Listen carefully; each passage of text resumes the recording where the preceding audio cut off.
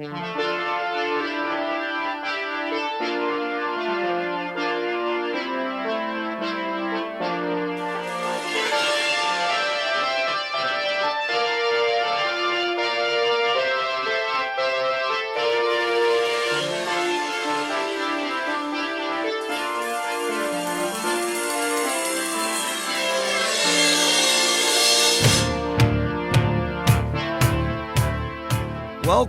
back into Gridiron 360. I'm Bill. There's Dave. President. And present. And we are back talking a little recap from week 2 of the NFL.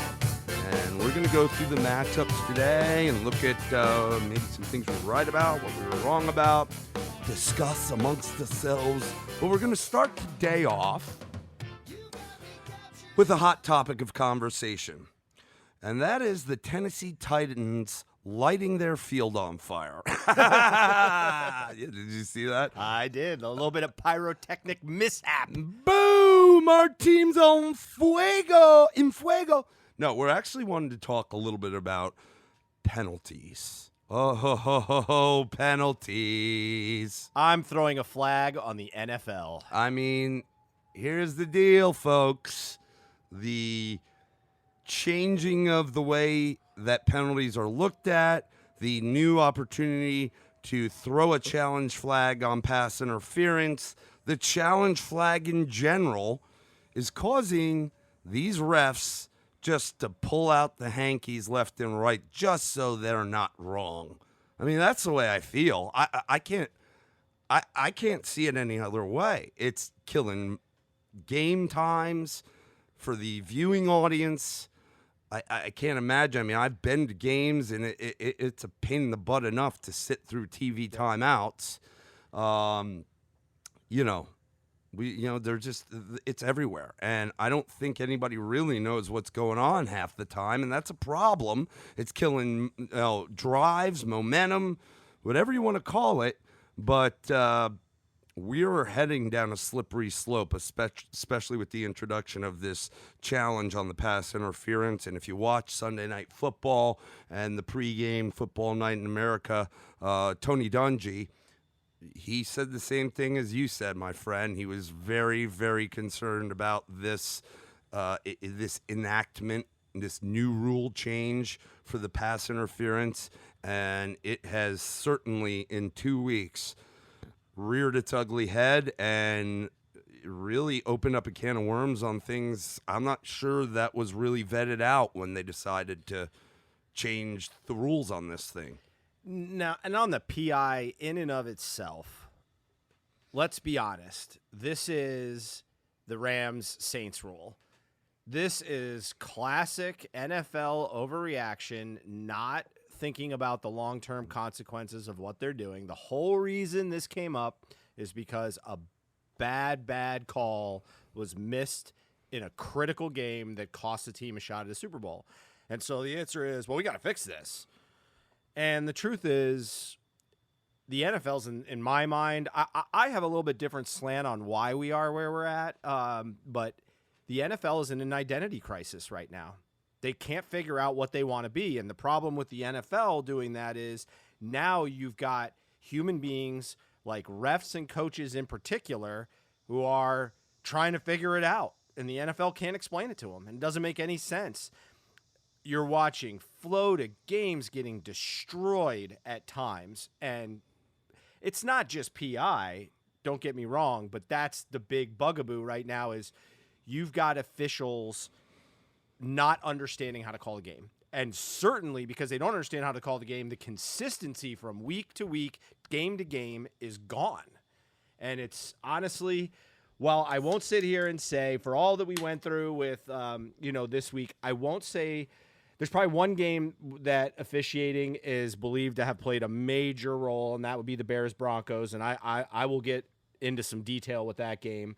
I'd go so, but it impacted several games. I'd say Saints Rams even more because you could. Yep. I mean, we talked about. I mean, the Saints got beat up. They lost Drew Brees, but the call on Cam Jordan's Yep. fumble recovery for a touchdown was a clear fumble recovery for a touchdown.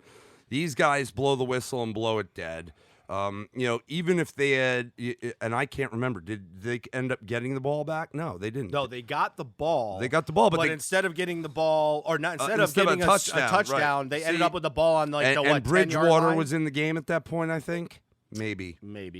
Regardless, I mean, you're talking about at that point in the game, it would have really tightened the deficit for the Saints and possibly changed the outcome of the game altogether, regardless of Breeze being in there or out, because they got so far behind without that touchdown that things like even Breeze going out, who do you turn to? More than likely heavy up on Alvin Kamara. And you can't – I know he's a catching back and he's elusive and he can break big plays, but when you start to get really down, you have to go to the air. And, it took that away almost, completely. So, it's ugly. I told you this yesterday when listening to Chris Collinsworth on the game call for Sunday night against the Falcons, or the Eagles coming to Atlanta to play the Falcons. And he said, obviously a wide receiver, he was sick of 10-yard penalties for holding. Yep. Let's face it, holding can be called on every play if you want. Okay, It always can. Same with PI. Majority of plays probably can get called, either that or illegal contact or defensive holding.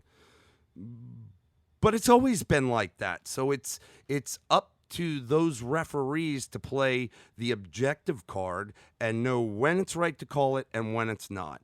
And, you look at that game and, he said, Collinsworth said, I wish it wasn't 10 yards for holding. I wish it was 5. It just kills drives and it puts you in really, unmanageable situations at that point, regardless of it's 1st and 20 or 3rd and 20. I kind of agree with them, my friend. Yeah. It was an interesting comment, and I'm like, yeah, it might be. I mean, 5 yards is, ample. It's not too much. It's not too little. That's not a bad thought. Here's the other thing. Every single punt and just about every kickoff, but it seems like every single punt there is a flag for blocking in the back or some nonsense. Holding. Man, I mean, this is getting old. Some of those plays are bang bang too, that it's not really a big block in the back. Guys will take flops if they're grazed, but some of it is the positioning of, the players against themselves. It might not be like a 2 arms extended pushing dude in the back. It might be almost from the side or a little bit. I mean, that guy running down the field can turn himself sometimes in a way that all it takes is a little bit, boop, block in the back. So, in my mind, they need to fix that crap too. I'm sick of it. Drives are seldomly started in plus field position because of this crap. And I don't know, maybe they need to take a flag for the flag. Maybe if you get 2 or 3 block in the back calls, they need to take away a challenge flag for a half. I don't know. I mean, there's got to be some way to resolve it, it's killing the game. It's killing the fan experience. And I believe it's really destroying the potential of teams on the field. I mean, what you may expect, and granted, anything can happen any given Sunday, but what you may, for all intents and purposes, expect, a game script to be, or the outcome of a game to be, is now you just got to throw up your hands and be like, well, yeah, I don't know anymore. And I still got to give credit to the scary dudes in Vegas cutting those lines, because they're still pretty damn close. But it's just, there's the laundry needs to go up. I mean, it's been an absolute travesty every single play. I don't know if I've seen a drive this season without a penalty on offense or defense. Not a single drive I don't think I've seen without to see the flag sign come out. Yeah, the hard part, it's honestly to the point where I don't know how many sets of downs I've seen without a penalty coming out. Yeah, man. So much less a drive. Here's kind of where I fall in this, and this is the identity crisis I believe that the NFL has right now, and I think it's a big one. So I remember being over at a friend's house, and this was I can't remember the year, but I'm going to guess somewhere in the mid-2000s, maybe 2005, 2006. Our buddy Dan had gotten a satellite, or not a satellite, but rabbit ears, because they were broadcasting a Notre Dame game. I think it was Notre Dame, Michigan State, if I remember correctly, because it was being broadcast through the airwaves in HD. It's first HD experience, and we're watching the game, and we're like, oh, my God, you can see blades of grass. It's crazy. The rain's falling down. It was like our first experience with, the 480 or, 481, whatever the hell it is, level of that. And the simple fact is, to me, it's the cleanliness of the view of things, and we see things now that we didn't used to see. I remember, I think it was a playoff game. Playoff game. Playoff game. And I want to say it was the Jets and Colts, and this is I should have looked it up because I probably could have found it. It would have taken me a little while, and it was a play at the goal line, whether the guy scored or not. And it was back when the NFL had 2-3 camera angles. And I don't believe instant replay existed at this point, but it was believed that the play was called incorrectly and it cost the team a game. All right. And you didn't hear all this complaining. And I think what happens right now is we got refs that are human beings. Okay. Mm-hmm. And they're judges. They're judges. They're out there. Their job is to look. Unfortunately, they're judge, jury, and executioner. They are, but that's what their job is. And so now all of a sudden, with all the instant replay, all the camera angles, they're getting questioned over and over and over and over again. And the reality is, you have to ask yourself, do you want the human element in the officiating? Either you do or you don't. And this is the identity crisis that has gotten so out of control in the NFL. And I will say this, it also exists to this level in baseball still as well. And we were talking about this a little bit offline. It has to do with sports. You don't see this problem as frequent in basketball and in hockey, and simply because they're continuous games. The gameplay continues. There's very few stoppages in comparison, whereas in the NFL, we saw something crazy from last year. I was reading online. We were looking at the length of games. 2018, the average length of a game was 3 hours, and I think it was 12 minutes. And they actually did how much time is actually spent in the game on live action. What say you? What did you think it was? 37 minutes? 11. What? 11 minutes. So you're kidding, man. I mean, yeah. So think about that. Let's. So what you've got in 3 hours and 12 minutes. Let that sink in. I am. Wow. So 3 hours and 1 minute you have to look at everything and analyze 11 minutes. And so we've gotten to this point where we're doing that. And so what you've done is now refs. I mean, they're suspending refs for some of these calls. And while they're bad calls and they're missed calls, to me, I'm a believer that's part of the game. Yep. I like the human element of it. I got to be honest with you. I'm amazed at some of the calls these officials make in real time. I mean, they are pretty friggin' accurate when you watch the game. It's not an easy job. I mean, keep that in mind. How many times I'll use the Bears-Broncos game. There was a touchdown in the corner of the end zone. The score where it led them to the 2-point conversion that they went for, and as soon as he caught it, they're like, he's out of the end zone. And I looked at it and I was like, he's got to be out of the end zone. Not only his foot went down, his knee went down just in the corner, and they got it right. They called it. They got it right. Well, I mean, they got it right. Yeah, and I don't mean to cut you off, but look at the game last night, the Monday night game, the Cleveland Jet game, okay? Yep. amazing. Once again, my former boy, Odell Beckham Jr., makes another amazing one-handed grab, very a la the game against the Cowboys. You got one ref down there, okay, looking at him, facing him as he's going towards him with the defender right on him. Great ball, great catch. I didn't know, just as I didn't know when he caught it in the Dallas game, if he was in bounds. They show the replay, and sure as shit, he had both feet in bounds. Yep. So I say that to say this is not an easy job. Not only did that ref had to sit there, make sure he secured the catch because it was a one hand, but also keep his eyes on his feet and that they both touched in bounds, and he still had control of the ball. It's not easy, but that's why they've been given those duties. Yep, absolutely. And again, they are going to miss. And the question is, can we accept that as part of the game? Because then you get on the other side of this, and when they're under scrutiny, and this is where I get into this pass interference call, I get into, whether, and I'll tell you right now, if I was an official, I'll tell you some things that I would do automatically.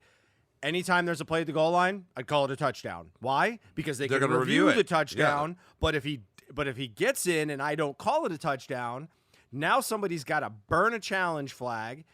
And so, that's part of it. Another example, and this goes back to your point about the Saints-Rams, okay? You had Cam Jordan clearly have a clear run all the way down to the other end. That's a game-changing play. Yep. And a ref got quick on the whistle, and here's the difference. You're talking about a touchdown and a lead in a game, or getting the ball on your somewhere between the 5 and 10 yard line, I believe. I can't remember the exact spot, but it was inside the 20-yard line. And now they got to go to the whole field. And all you had to do is not blow that whistle. Yeah. Pump the brakes. But here's my thing: is I'm not quick to blame the officials. This is an identity crisis by the NFL. It is poor leadership from the top. It's bad decision making. It's overreaction. There is nothing I've seen on a pass interference call, and we'll use one.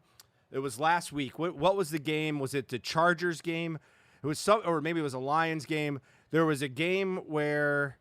No, I want to say it was Sunday. Who's Sunday night's game? Was it Pittsburgh? Nah, it wasn't Sunday night. New England, Pittsburgh. I'll paint the last picture. Week. I can't think of the teams off the top of my head. So there's a play, and think about how crooked this whole concept is, because the whole point is to get the call right? Isn't that the whole point of this instant replay? Get the call right. I mean, wouldn't you think? I Logically? hope so. I mean, that's why I assume it takes this much time. Yeah. So a receiver runs a pattern. And you might pick up the game that it was, because I'm blanking right now. I can picture the play. I just can't picture the uniforms. The receiver goes out. The ball's not in the air. He is clearly held and thrown off his route. He runs, finishes the route. Ball goes in the air. Nothing comes of it. No penalty. And it was an important down. I think it was a third down. And so they end up having a punt. Well, what happens is, the ref the team throws the challenge flag and says, I want you to review this for pass interference. And here's how twisted this is. So in reviewing it, the play doesn't get overturned. Now, here's the problem with that. It is clearly defensive holding, and he ruins the route. But we've made it so pass interference is reviewable, but defensive holding is not. So because the ball was in the air, a bad call was allowed to happen because they couldn't review it in its entirety. So here's my question to you is, why have the review in the first place? You either review it all, which will ruin football in my opinion, or you let them make the call. But when you start legislating what's important and what's not, I'll be honest with you, that same play could have happened in the Rams game, the Rams-Saints game last year, and we still would have ended up with a bad call. So what are you saying? Is it really about getting it right, or is it about reacting to a situation?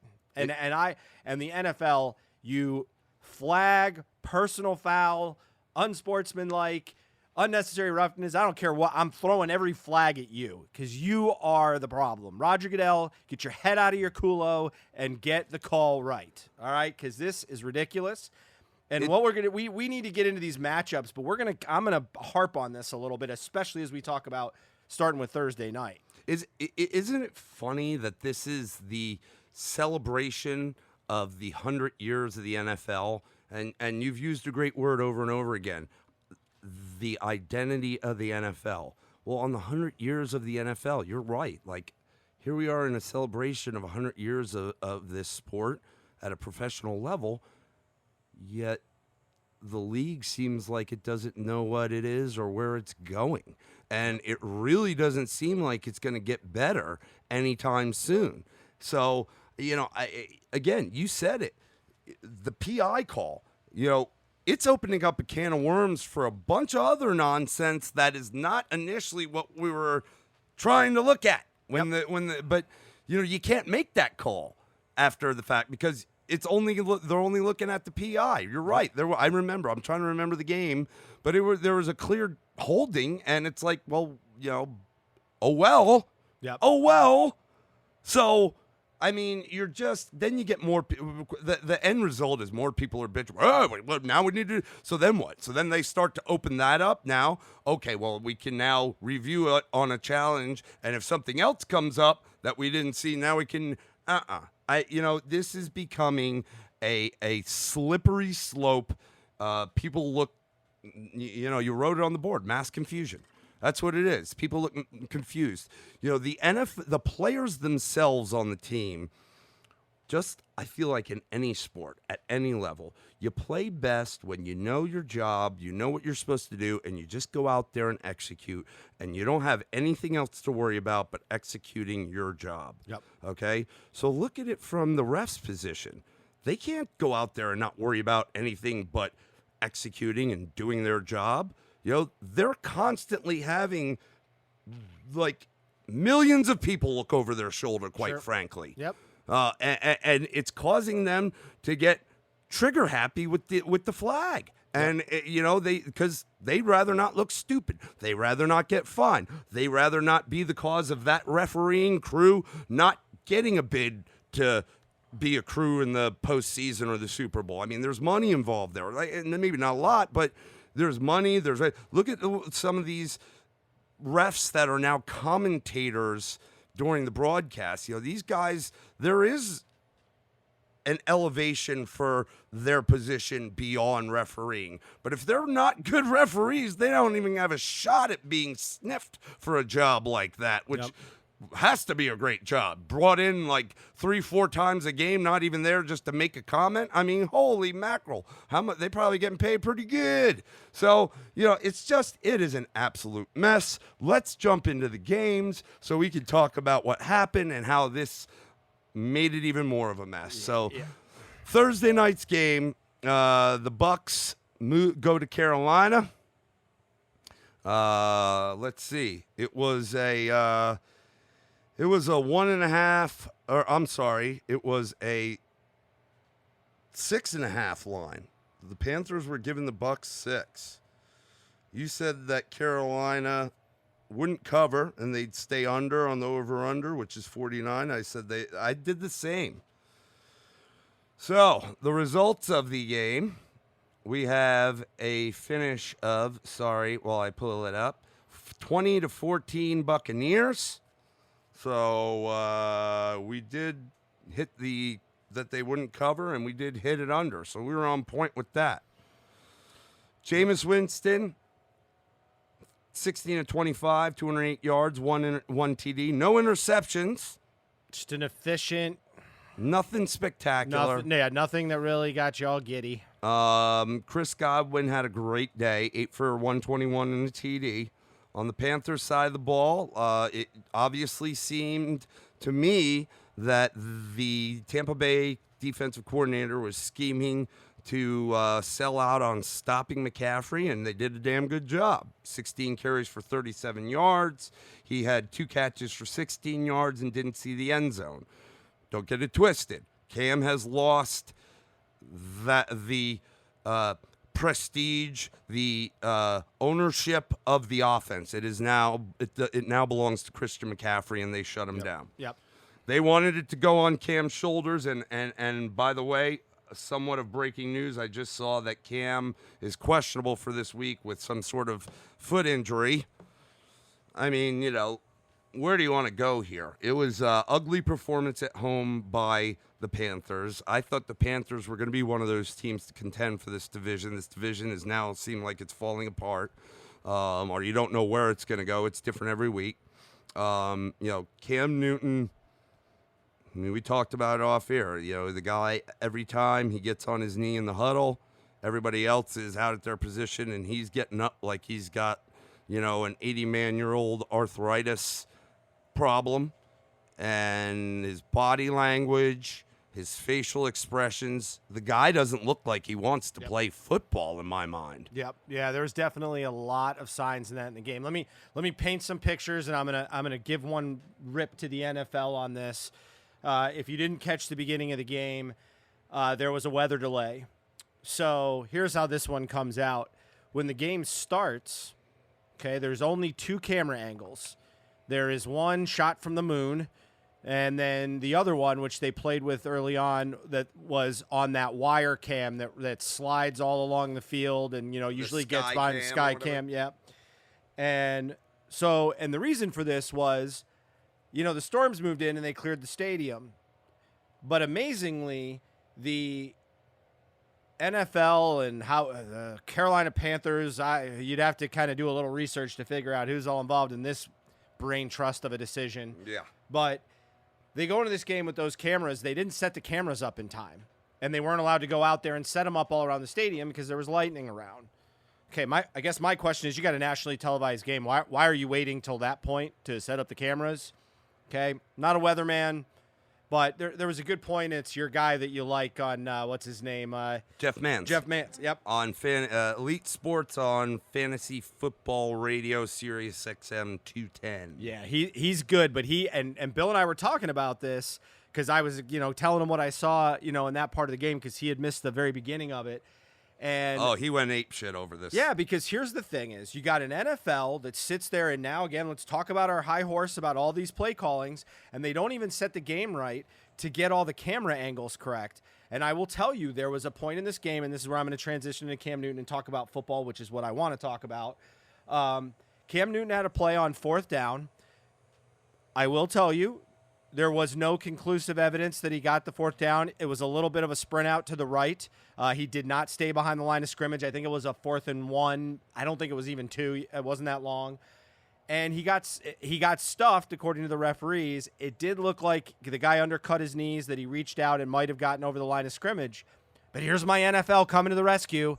We don't have enough damn cameras, so we couldn't overrule the call because we had no good look at it. We only had an over-the-top look at this, and so there was no way to do it. So you want that to be a critical part of the game, but then you're not even prepared during the damn game to do it. So it was an absolute disgrace by the NFL.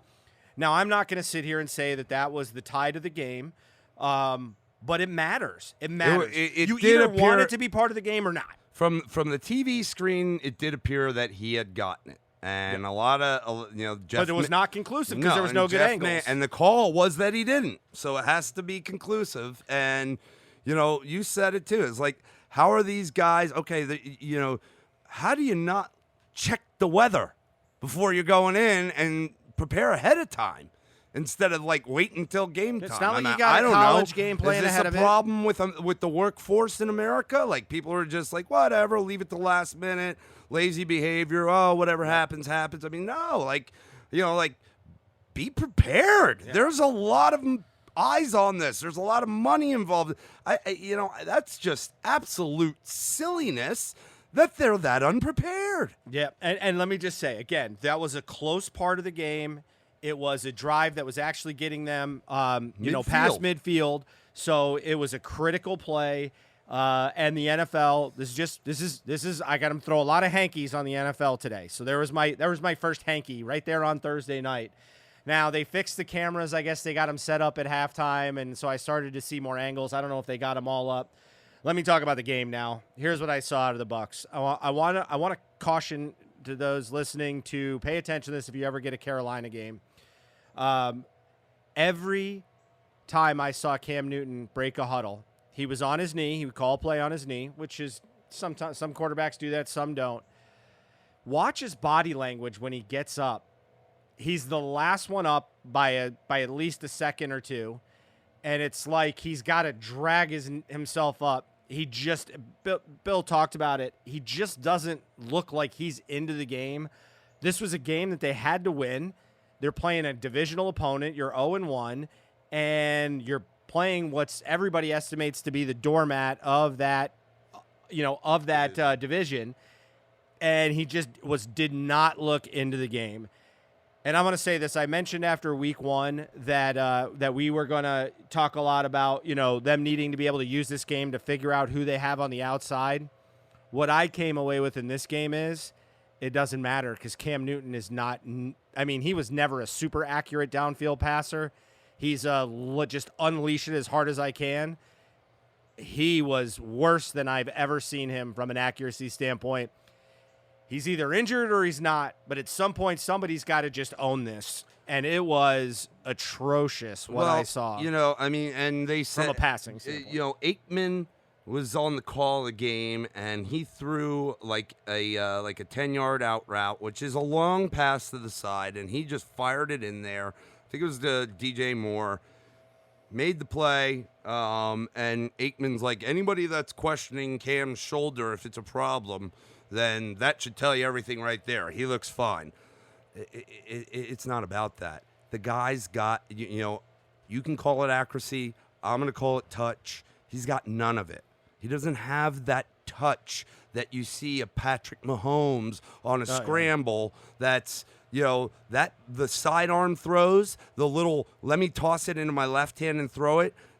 He's not firing the ball, and he's got a cannon. That's just touch and being a smart quarterback, just getting it where it needs to be with touch. You don't need to, every ball Cam throws has got to be an absolute fireball. He is just gunning it every time. Yep. And he doesn't have any touch, and the quarterback position, especially in this day and age when plays break down and you need to make things happen with your legs and your arms as the leader of the team, it requires you to have some touch every once in a while, and he just doesn't have it, man. He doesn't have it.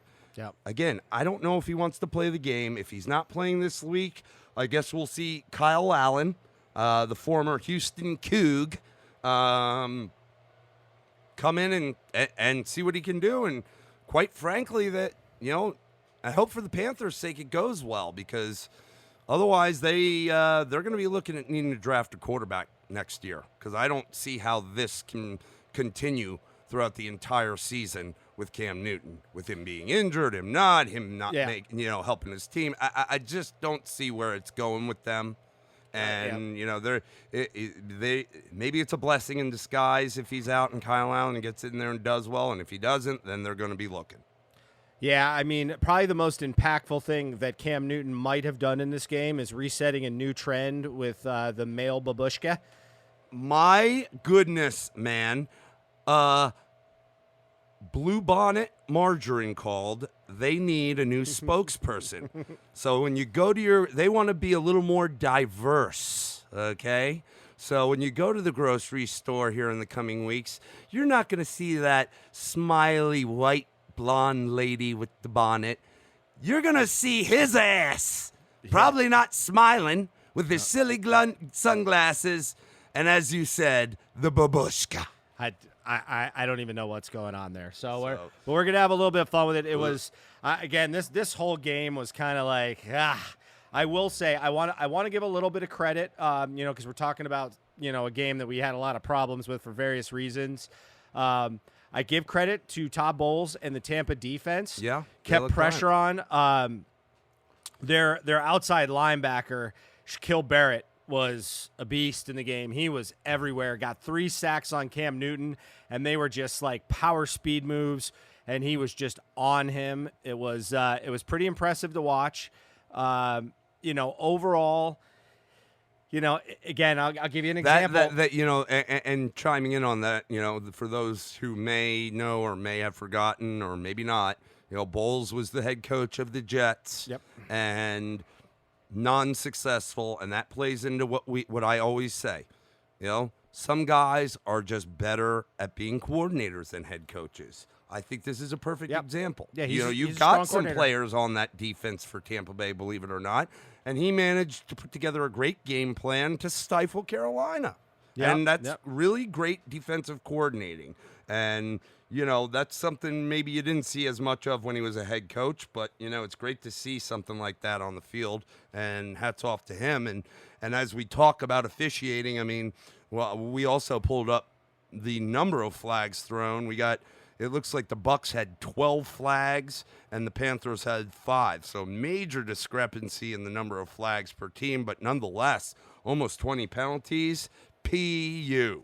Stop slowing my game down. Yeah, and just to give you an idea, and it was a slow 20-14 Thursday Night Football. Last week was slow. Like, come on, man. Yeah, it was. Just so there's some reference to why we're giving these penalties.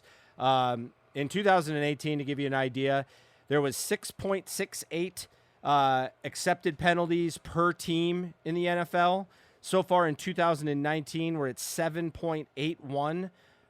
So a noticeable increase. Probably what is that about? Maybe like 17%, maybe 16% increase in the penalties accepted. And just to give you an idea, as we kind of run down as we go through this, Bill gave that game. But overall, there was only 5 teams.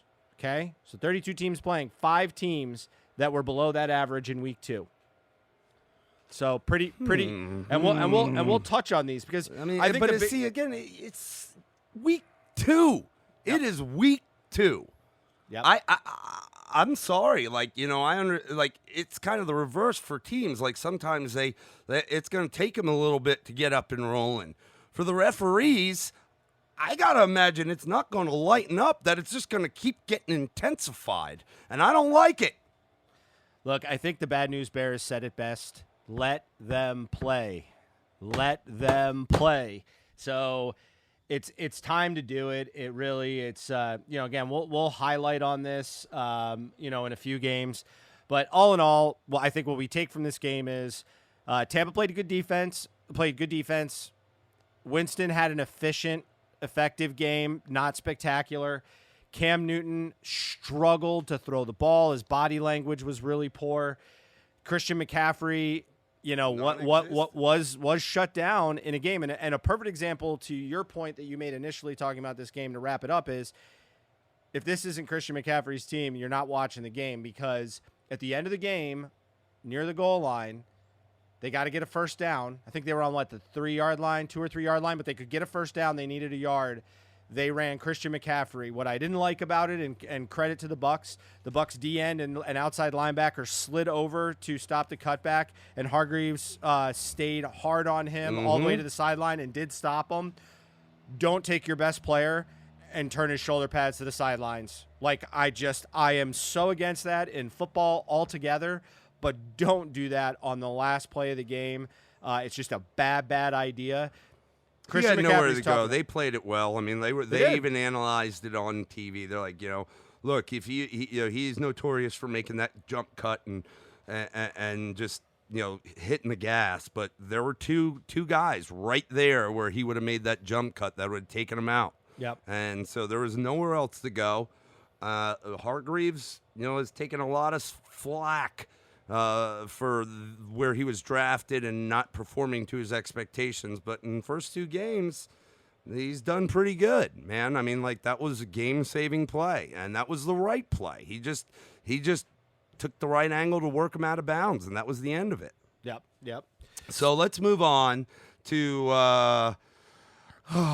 my New York Football Giants as they welcome the Buffalo Bills to MetLife Stadium. The over-under was 44. The Bills were giving the Giants 1.5. You took the Giants, so the Bills not covering and on the under. I took the Bills to cover and on the under. We were both right on the under because the final score was 28-14. But I took the Bills, and they covered, and you took the Giants, and, we wet the bed, and just as I expected. We'll hit it right out the gates. The Bills ended up with 9 penalties in the game. The Giants with 7, fairly even, but still 16 penalties is a lot. Yeah. Announced this morning, Daniel Jones, rookie first-round pick for the New York Giants, will start at quarterback this weekend. And I like Daniel Jones, and I'm excited to see how he does. My problem is I kind of hope that maybe this, if they're going to do it, maybe this is a game where they start Eli and work Jones in this week, and then next week have him take over. We talked about it earlier. Golden Tate will be coming back in week 5. Not that he's a savior, but he is a veteran receiver amongst a bunch of receivers that are really not able to do anything for us. So maybe that would help to have him with the rookie quarterback. And so, I mean, it all leads me to say, like, I'm excited to see the kid, but are we setting him up for failure? Because I do believe, I said it before the year, who are you going to take when I was asked about the Giants pick? And I said, if we go quarterback, the guy is Daniel Jones. Now, I felt we should have dropped back a few and picked up some draft picks or what have you and drafted him. But Kyler Murray was off the board, and even if he wasn't, I don't know if that was the right fit. It might have been cool if Odell Beckham was still there, because then you got Kyler Murray, you got Barkley in the backfield, you got Odell Beckham, you got Evan Ingram at tight end. That could be pretty scary. But regardless if we want him or not, he went number 1, so we couldn't get him. I didn't think Haskins was the guy we wanted. And so Daniel Jones, I had seen him in person. I thought he was pretty good, and I know he's a smart kid under David Cutcliffe, and it's a good fit. Again, I don't want to set this guy up for failure. Not only do we have serious problems at wide receiver, hoping Sterling comes back this week, but, the guy's getting hurt left and right. Who knows, they won't do it again. And on the flip side of the ball, the defense is not helping our offense by any means. If anything, it's making it worse and putting us in horrible field position. And if we are in negative territory every time we get the ball, it's going to be a long, hard day for this guy's first outing. Now, we do go this week to Tampa Bay.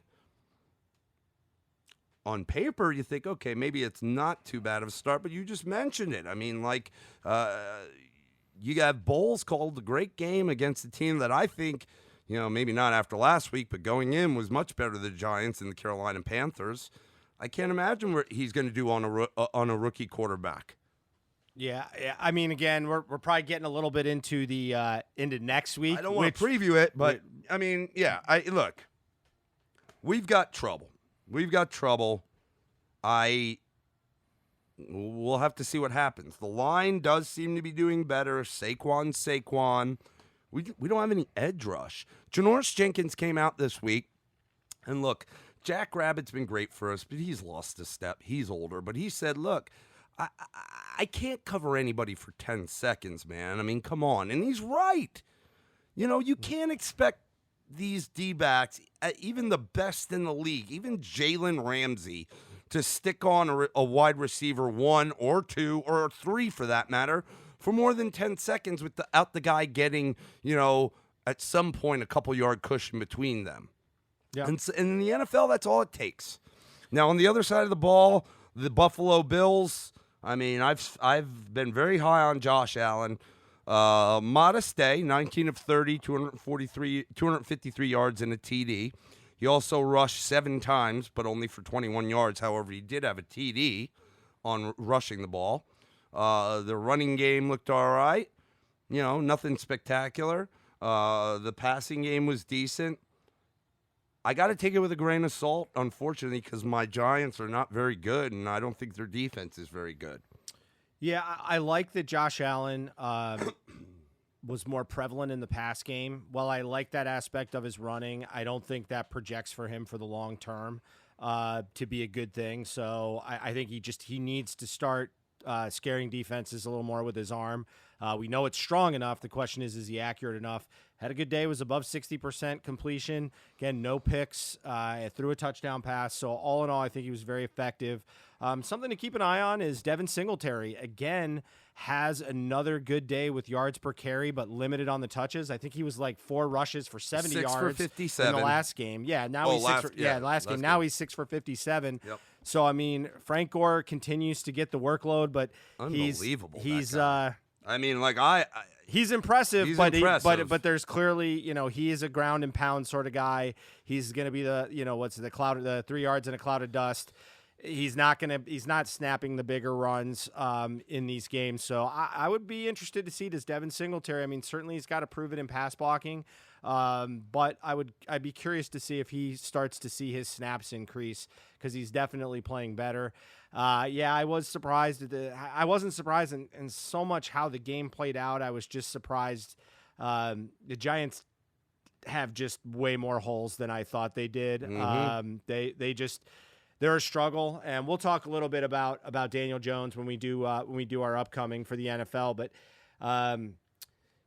I guess I'll say this part as I kind of leave this game is this, to me, this move at this moment sounds more to me like pressure on the coach than trying to find the right fit for Daniel Jones to come in.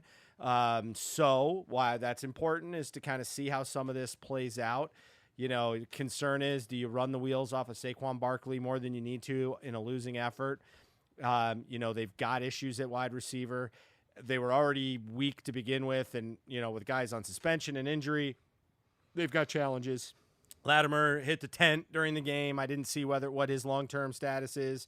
But, you got that. Obviously, you got Golden Tate still on suspension, and Shepard taking the concussion protocol. So it is a mess. It is. I mean, like we talked about it. We need edge rusher. We need wide receiver. So, it's free agency and draft. Where do you go? Yeah. I mean, this is a problem, man. This is a big problem. Yep. Let's move quickly from there. So the Jacksonville Jaguars went to Houston to take on the Texans. Over-under was 43. The Texans were giving 9 to the Jags. Final score, 13-12. Dave and I both went that the Texans wouldn't cover, so we were correct there. And we both went over. We were off there by a mile. So It looks like from a penalty perspective, the Jags took 9, the Texans took 7. 16 penalties, about even, but again, a lot, just like the last game. Why don't you talk about it? Yeah, I mean, in this game, I got to say, like, the defenses came to play, both of them coming off some rough outings the previous week, with the Jags giving up, I think it was 40 points to Kansas City, and Houston obviously taking the loss to New Orleans. And, there was talk, obviously, about J.J. Watt, being kind of the one getting picked on for being, well, pretty much invisible. In this game, he was relatively invisible again. Yeah. From certainly thin on the stat sheet. But I thought they played a tough game. I want to give credit, and one thing that happened during this game, there was a little bit of a dust-up on the sidelines between Marone and Jalen Ramsey. And here we go with the penalty stuff. Yeah. And here we go with the PI. Yeah, now, and just to give you an idea, I mean, I don't know that anybody's really going to argue this point. I guess some may, but I won't. That Hopkins is the best receiver right now in the NFL, and I got to give it to Ramsey. He wanted to chase him around all game, and he shut him down. And before the game, we had talked about it. They both were interviewed and both gave credit, as Jalen said, "Hey, that's the number 1 receiver in the league." Nuke said, "Hey, that's the number 1 corner in the league." Yep. So, Nuke, not a guy to talk much. Jalen, a guy to talk a lot, but both respectful words. And, I mean, it was, I guess, there was a play in the game where Hopkins had a drop early on 3rd down, which was ruled a catch. And Ramsey went to his head coach, Doug Marone, and was like, challenge it. And that's where the spat came between the two of them, which recently this week has led to him saying he, like the Dolphins, that he wants to be traded. Yep. Which is, this is crazy, man. I've never seen anything like this in the NFL. There are some really bad teams, but like you just got to go to work every day, man. This is your job, whether you're good or not. It's your job to do your thing. Especially a guy like Jalen Ramsey, and help the team get better. But anyways, if you looked at it, Ramsey had a point. he did have a point. That if they challenged it, it could have gotten ruled a drop. But that became a huge issue between him and the coach. And, look, I'm not, I'm for you standing up for yourself. But, Jalen, you are a guy that runs your mouth a lot. And, one thing I think that was evident and we went on about was the disrespect that Antonio Brown had for maybe not so much John Gruden, but the rest of the staff, most importantly, their general he has a manager. disrespect for people in general. Yeah, I mean, where's it going to end? I have kids and I love my 3 daughters, but it seems to be ingrained in today's youth, that they need to be respected, and that adults need to earn their respect. No. When I grew up, it was you respect your elders, and it wasn't not that they're always right, but you respect your elders. And this is incredible. This isn't just the head coach of the team or the GM of the team. I mean, they have an impact on your job, on your salary, which leads to your livelihood. Come on, when is it going to end? Yeah. I'll say this. I'm not going to defend this in a certain way. I will say this: if you go out there and do what you say you're going to do, you definitely have more flexibility. What's interesting to me about this trade demand is, for those who don't know, Minkah Fitzpatrick last week asked for a trade. I'm still not sure I understood why the trade went down, but a week later he's playing for Pittsburgh, and the big problem for him was Flores likes the Bill Belichick idea of versatile players. He wanted Minkah to be able to play the outside, play the inside, come in and play some linebackers, stuff some run, and Fitzpatrick wants to be purely a shutdown slot corner. That's what he wants, and he's been vocal about that. Ramsey, and this is where I kind of gotta say I don't know that I'd want it any other way. Ramsey's issue is with the way that he's played. He was kept getting pushed into zone defense, and that's not Ramsey. Ramsey wants to be like Dion. He wants to go out there and he wants to chase around the best players in the league. He wants that challenge. And I got to say, more times than not, he's up to it. And so I can't totally say that from a coaching perspective I would do it. I agree with you on the respect factor. And understand something. This is the second year in a row. Well, really the third year, but at least the offense somewhat came to play 2 years ago with Blake Bortles. But this is the second year in a row where the defense is going to be expected to win every game for them. And when you're the best player on what is, from a man-for-man perspective, a very good defense, it's got to be very frustrating when you say, look, if you want me to carry the team, let me do what I do best. And I think that's created a blow-up. I think the hard part's going to be is, because this is very much like Khalil Mack. Not only is the team going to have to trade for this guy, but he's not going to want to trade and play on his last 2 years of his contract, because part of it is he wants to get paid. Right. So is someone going to be willing to not only give up draft capital, but also then fork out the cash? And again, the Bears did that with Khalil Mack. I think they I'm all right with what they did, and I do believe he's a generational talent. Jalen Ramsey, I think he's the best corner in the league. I do. He's frustrating at times because he runs his gums a little bit. Yeah, but he but he does. But here's the whole thing is now there's precedent, and so this could get into an ugly divorce, I guess, for the Jaguars. The question is, can they bring him back into the fold, or do they got to pull the trigger quickly? The worst thing that, in my mind, that can happen is that this just festers for the year. Yeah. Well, I mean, there is, I think, a little bit of glimmer of hope for the Jaguars in terms of the offense. I mean, the Minshew kid went 23 for 30 out of 33, 213 yards, 1 TD, no picks. Fournette needs to get himself right in terms of running. He ran the ball 15 times for 47 yards. Now, he did have 4 grabs for 40 yards, which isn't a huge part of his game, but it may start to be. And I say that to say, again, Minshew, he also had 6 carries for 56 yards, 23 for 33, 213, 1 TD, no picks. Deshaun Watson went 16 of 29 for 159, no TDs through the air, no picks. He did run one in. So statistically, this kid did better than Deshaun.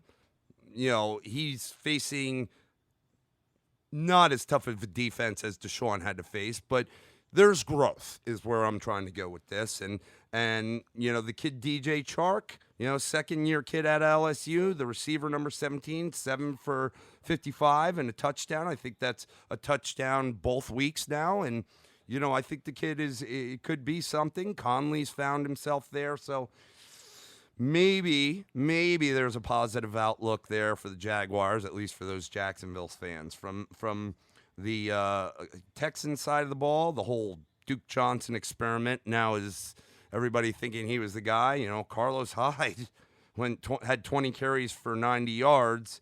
Duke only had 6 carries. So, and he didn't catch the ball either. So it looks like there might be that Hyde may end up being the starting back. They got to fix some things on that defense for Houston, man. It's leaking like a sieve. They didn't give up a lot of points, but against a rookie quarterback like that, I would expect a little bit better. And you mentioned it before. I mean, J.J. Watt, I love the guy. He is a wonderful individual, great character. He is the face of what the face of the NFL should be. He might just be done. He's been non-existent. It's not a good start. That is definitely true. And I guess I go back to, though, it's still the defense carrying him. I think there's some frustration. You got a high-intensity player that wants to go out there and win every game.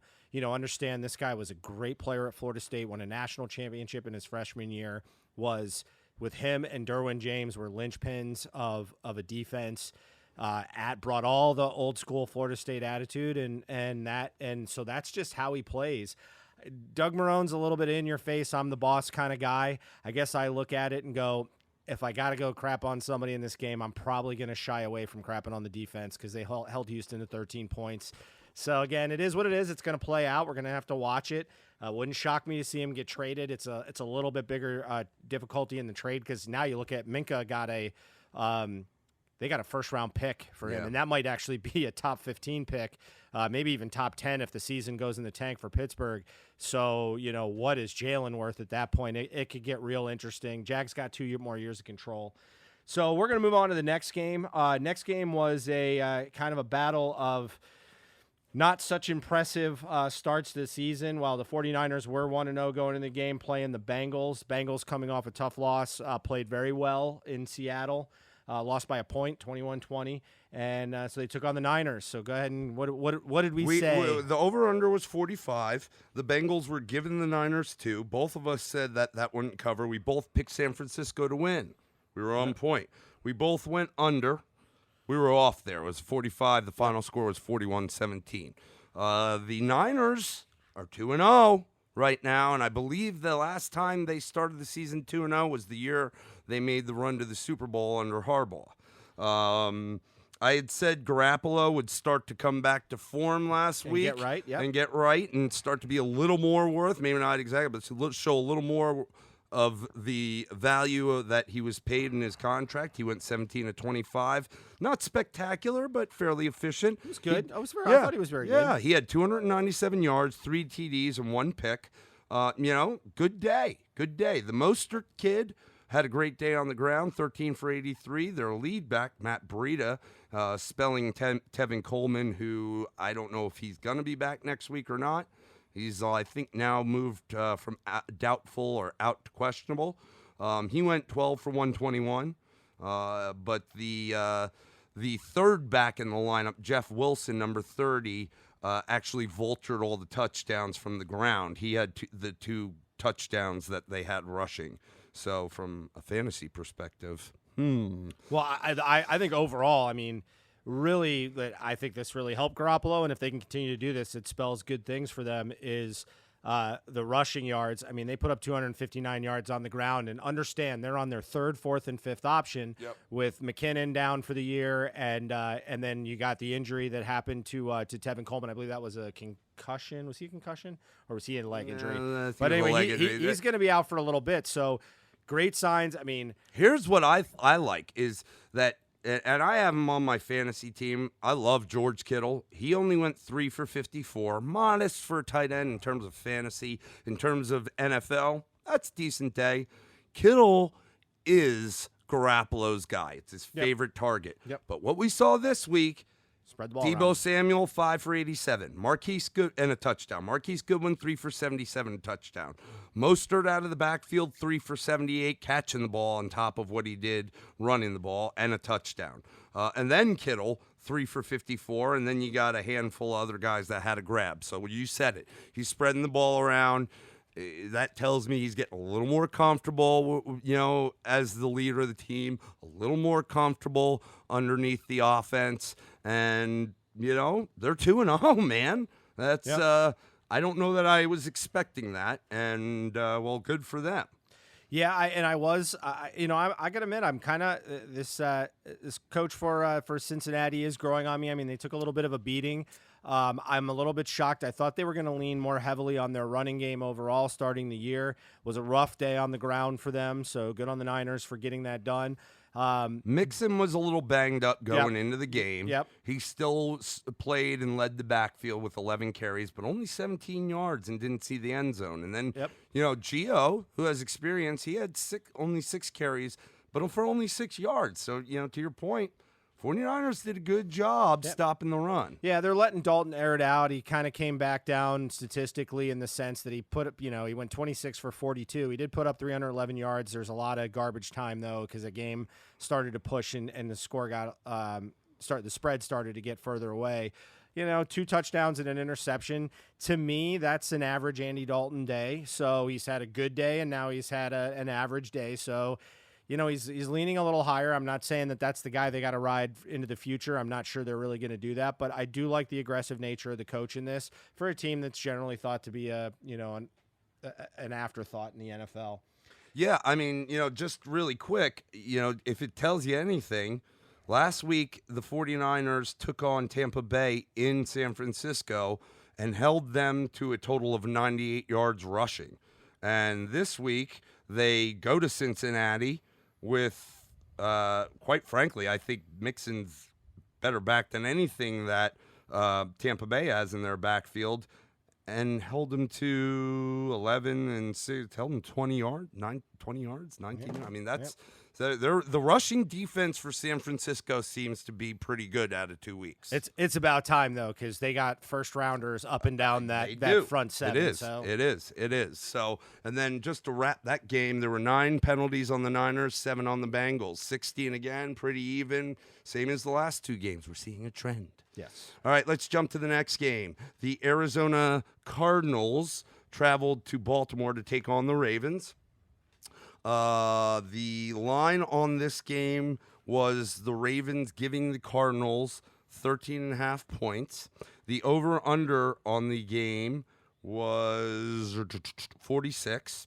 We both took Baltimore. You said they would cover. I said they wouldn't. You went under. I went over. So where are we at? The final score was 23-17, so it was under. So you were right there. And they did not cover. I thought I had them under, man. I must have been sipping on some of Grandpa's cough medicine. I didn't think they were going to cover. When you told me that, when I saw that, I was like, man, I don't know what I was thinking. You had them covering but going under. I had them not covering but going over. So we each pulled one. We both picked Baltimore to win. Yeah, I mean, I think what you saw is what you're going to see out of Arizona for the rest of the year. You got Kyler Murray being the focal point of the offense. David Johnson had a rough day on the ground, as did Kyler Murray for that matter.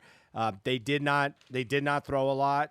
Baltimore got out on them. I believe. They were up 17-6 at halftime, and then you saw the Cardinals try to start to chip away, but really. This game, I had a feeling that, you would see, some level of Lamar Jackson coming down to earth. He still had a very strong game, 24-37 for 272 and 2 touchdowns. Also got off on the ground, 16 carries for 120 yards. That was much more than last week. So again, you don't know what you're going to get every week out of that guy. He's dangerous, bro. Yeah, and if he continues to pass the ball with this level of efficiency, I mean, this talk of a guy leading a team and maybe even getting into an MVP race is possible. I'm not sold on it yet. I mean, understand they've just played Miami and Arizona. I'd like to see him against some tougher competition and see what they do. This week? Yeah. They got They got the chefs. the Chiefs. So that'll be interesting. The defense kind of did its thing, but you're going to get Kyler Murray running around. They've got to figure out a solution on the ground. Murray had 350 yards passing. The problem I keep seeing with Arizona is they're starting late. Offensively, they really don't get going into that air raid, just like last week against Detroit with the comeback. That offense, it takes them almost a half to get going. So, yeah. They really need to come out of the gates rocking and rolling. But the best way to do that, though, is through the running game. If your running game doesn't get it done, that's going to be very hard. I mean, like David Johnson, he rushed the ball this week. Let's see. What was it? It was 7 carries, 14 yards in a TD, where he's really making his hay is catching the ball, even though he had one target and didn't catch it. No, he did. He just didn't get any yards. He didn't get any yards. Yeah, I mean, but last week that was more so. I think he's going to be fine. I think from, certainly the receivers, Kirk had a better day today than last week and was as more like people expected prior to the year starting. Lawrence Fitzhume, baby, that guy is the best. And I love to see the fact that Kyler Murray's making him relevant. I don't want to say again because he always has been, but people just sleep on him. And then from the other side of the ball, this tight end that Lamar Jackson's got, Mark Andrews, is a stud. He's gone over 100 yards both weeks, has had, if not double-digit catches, close to both weeks. I know he had about 10 this week. Right now, he's sitting on 17 targets through 2 weeks with 16 catches and 2 TDs. About 200-plus yards. Yeah, he's had a TD each week. I mean, he's a stud. He's a stud, and for a guy with the game that Lamar Jackson has, where you don't know if he's going to run or throw the ball, having a guy like a tight end. He's got flyers to go down, but having a guy like that at tight end is just going to make nightmares for people because he's a matchup nightmare for linebackers and safeties. Yeah, and in fairness, obviously coming off the first week, Marquise Brown, was out of this world. He still went 8 catches for 86 yards. And they tried to, target him in a deeper passing game, and he had 13 targets, so he was definitely the favorite target. Obviously, his routes are a little bit more challenging in the sense that he's going deep a little bit more. So, all in all, I think this was kind of balanced. Mark Ingram didn't have the greatest day, but was still effective. I mean, he was 13 for 47 on the ground, but also had, a couple catches for 30 yards. So he was definitely relevant. He allowed the offense to stay balanced. But obviously, when you've got Lamar Jackson putting up those rushing yards, Baltimore is a team to be reckoned with. I mean, with Pittsburgh struggling, I'm still not overly impressed with Cleveland and with Cincinnati. That was not a great performance last night. I don't care what you think. Yeah, but Baltimore's the lead dog, I think, in this division right now, and it's going to be interesting to see how it plays out. And the Marquise Brown situation, I don't think is going to go away.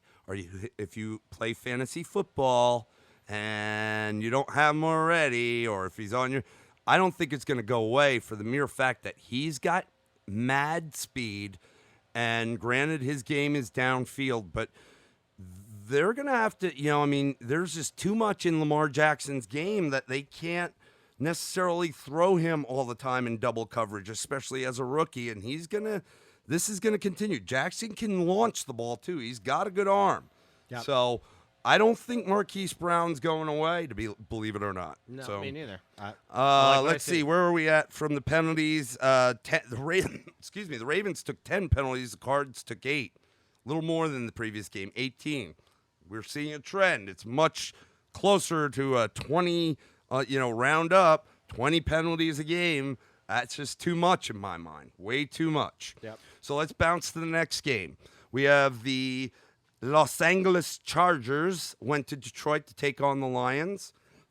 The over-under on the game was 47.5. The Chargers were giving the Lions 2.5. We both took the Chargers. We both took them to cover. You went over. I went under. Final score, 13-10. We were both wrong on the Chargers.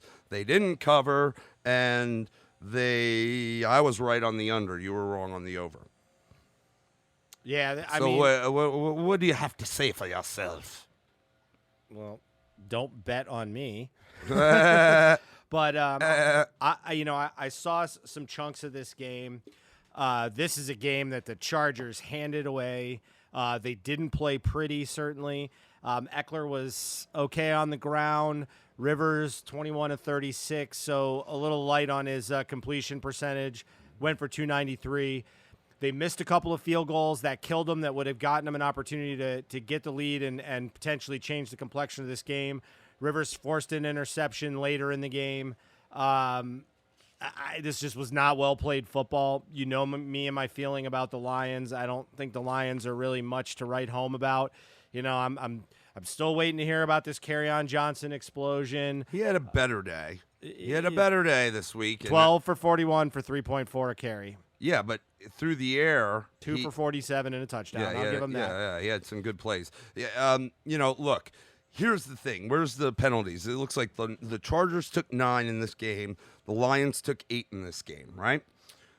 This 47.5 over-under was 4th, 5th on the list in terms of the highest of the week. Yep. So it was one of the higher over-unders. It was half, not even, of what they expected, okay? So in the third quarter, the Chargers are leading 10-6. Justin Jackson takes a handoff 60-yard for a touchdown. Could have extended their lead, but there was a holding call on Dontrell Inman that cut it down to a 30-yard gain because it was from where the spot of the foul was. Then Rivers hits Eckler on a screen pass, who takes it 22 yards to the red zone, but that was taken back by an illegal block above the waist. Below the waist. Below the waist, sorry. Not to concern themselves, because after an illegal shift that cost the Chargers yet another 5 yards, Rivers throws a pass, hits Keenan Allen. That gives them 1st and goal at the Lions 1, but they didn't score because Eckler fumbled the ball. My point is this. These are not just killing drives, not just killing momentum, not just changing the outcome of the game, but it was half of the over-under. Vegas, who knows it all, we're expecting more.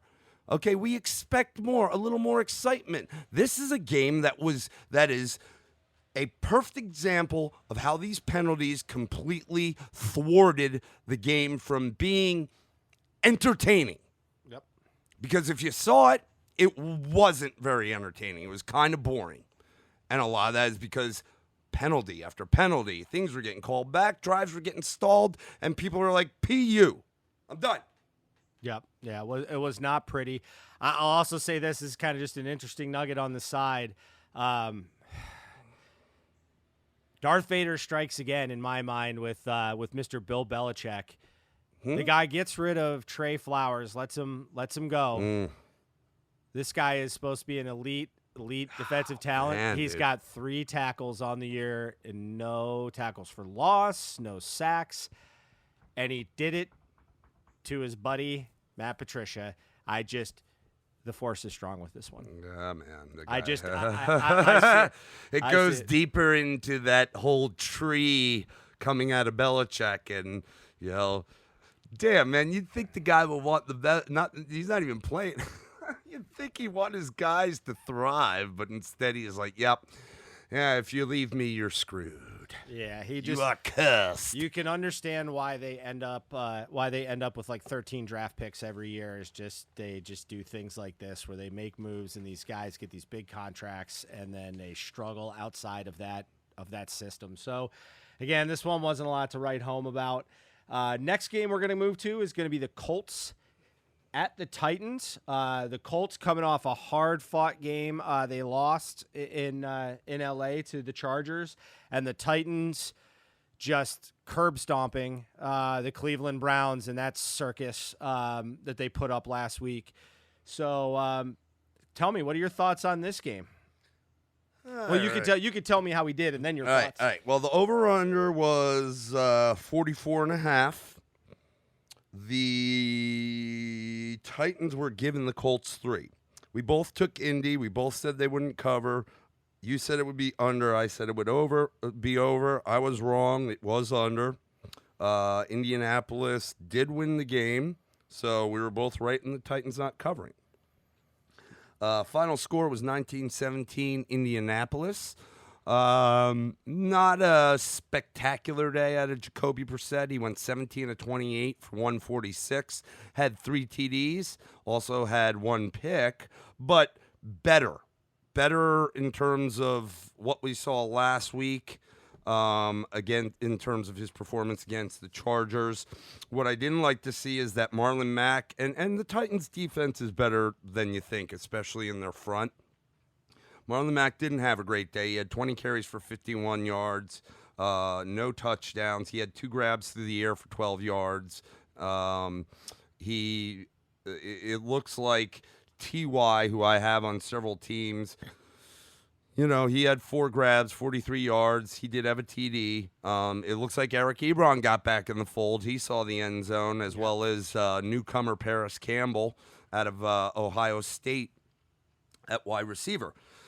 They won the game. It wasn't pretty. It was better to see Brissett doing well from a fantasy perspective. It hurt the weapons because I'm sure not a lot of people have Brissett. If you do, you have him on the bench, or unless it's a 2-quarterback league or a deep league. But Marlon Mack and T.Y. Hilton are rostered and being played, and they definitely had down performances from the week prior. So it was a give-take. Brissett looked a little bit better, and they won the game. But, the skill position players, especially from a fantasy perspective, suffered a bit. From the other side of the ball, look, man, I'm not quite sure if I think he'll last the year, but 19 of 28 for $154 and a TD for Mariotas. Rushed the ball 5 times for 32 and no TDs. I mean, it's just not pretty. It's not what you expect out of your starting quarterback that you spent a very high draft pick on, that was a Heisman winner. It's not really what you expect. From the ground game, I drafted Derrick Henry in one of my leagues. I was a little reluctant, but he fell to me in the right place.